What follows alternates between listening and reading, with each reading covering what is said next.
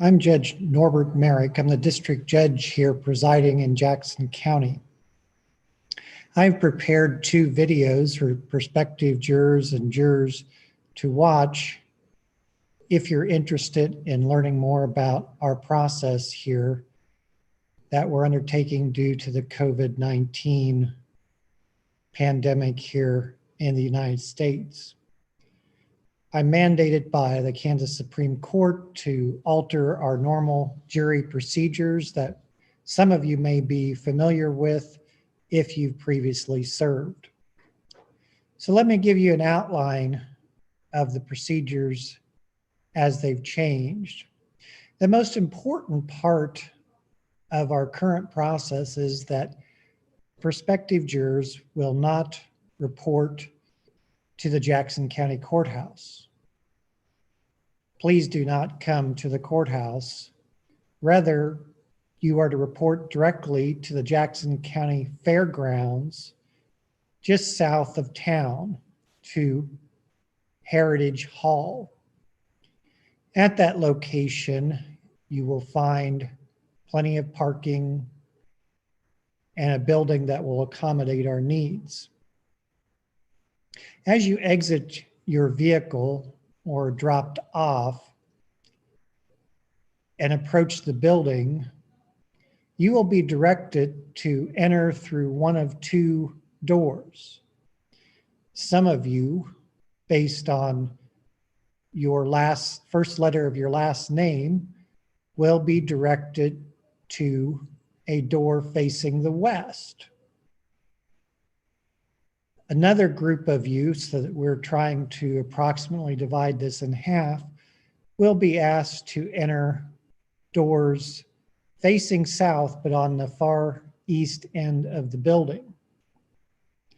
So hopefully half of you will enter one set of double doors, the other half of you will enter the other set of double doors. The double doors you'll see that come off the lobby facing south will be how everyone exits. This will allow no one to exit the same way that they entered to help further preserve social distancing. Throughout this process, you'll need to follow the signs, notice the markings to help stay 6 feet apart. And once you enter the building, you'll need to wear a mask throughout your time there. Court staff will also be wearing masks. The attorneys and even myself will be wearing one. As you come in, you'll be checked in by our clerks. They will give you a number corresponding with a chair that you were asked to sit in. So you take your number, proceed to the chair that has your number on it, and have a seat, and just be patient with us while we're checking everyone in so that we can begin the process. Now, when you're checking in, the clerks may ask you some additional questions to ascertain whether you're ready to serve that day. For instance, you may be asked if you've been exposed to COVID since the last time you filled out the jury questionnaire, which may have been 4 to 6 weeks prior to your appearance. They will inquire whether you are asking to be excused from the jury that day for reasons such as a recent death in the family, the hospitalization of a relative, or, as I've mentioned, possible exposure to the virus that would cause you to believe that you shouldn't be there. Obviously, if you have the virus, please don't come. We understand that some people may not appear because of the issues, but we would ask, if you choose not to come because something that happened recently, please call our clerks and tell them what's going on. so that they have an idea of why it is that you weren't there.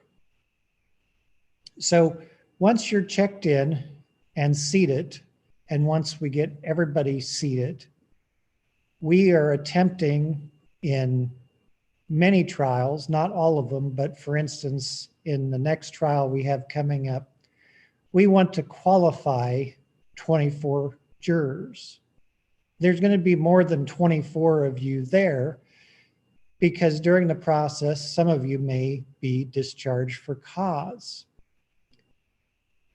So we need to have extra folks available so that we can be assured of ending up with 24 people.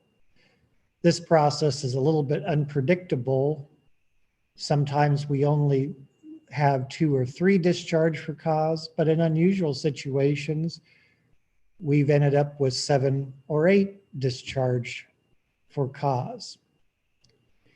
So you're asked to be there at 8:30, and we're hoping by 9, everyone will be seated.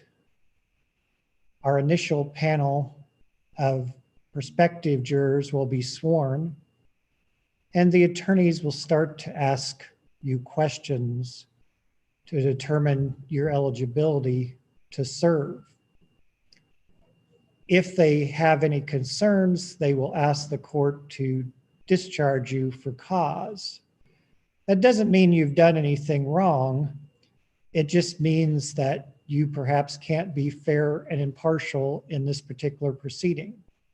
That could be as simple a reason in that the defendant or one of the attorneys is your cousin, and you don't feel that you could set aside any preconceived notions because of your close connection to a family member. So there are a number of reasons that may cause you not to be able to serve, but again, it doesn't mean that you've done anything wrong. If you are discharged for cause, you'll be able to leave and head out through the doors at the back of the hall, through the lobby, and back out to the parking lot. I would note that that lobby area also contains bathrooms if you need to use those. We will reach a point in time where we have 24 qualified jurors. When that happens, the remaining panel members who didn't get called will be excused. Again, you'll be asked to exit through the back of the hall, and we will try to do that by rows. So the row closest to the back doors will leave first, the next row, and so forth, to preserve social distancing. I would also note that the chairs you'll be sitting in are going to all be 6 feet apart. So throughout the proceedings, you'll be at least 6 feet from the next chair occupant, either to your side, behind you, or in front of you. During the questioning, our clerks, who will have masks on and gloves, will carry around 2 wireless microphones so that when you're answering questions, everyone can hear your answers. This is important because our court reporter also needs to take down your answers. Would ask you to please wait after you raise your hand for the clerks to arrive so they can put that microphone in front of your face. We'll hold it there for you, and then the clerks will keep those mics clean. So just keep that in mind. As we finish our examination, then we'll go to the next stage, which is the implementation of our peremptory challenges. Each of the attorneys gets 6, so you can see that a total of 12 other people will then be discharged at the direction of the attorneys. And those 12 people will then be asked to leave because their services won't be needed that day. For all the prospective jurors that leave that day, you still will get a check for your mileage and your fees. But please don't talk to our clerks about it on your way out. You'll get your check in about 3 weeks. If you don't receive it, please call the clerks and they should be able to take care of this matter for you. There'll be a place where you can also leave your assigned chair number that you've carried with you.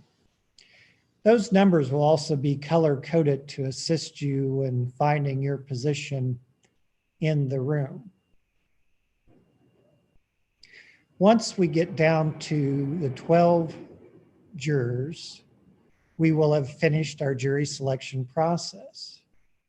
The 12 jurors will be asked to report to the Jackson County Courthouse in our main courtroom for service on the jury. So this is an overview of the selection process in our first video. There's a second video I'm going to provide that will further explain the process for those of you who've been selected to actually serve on the jury.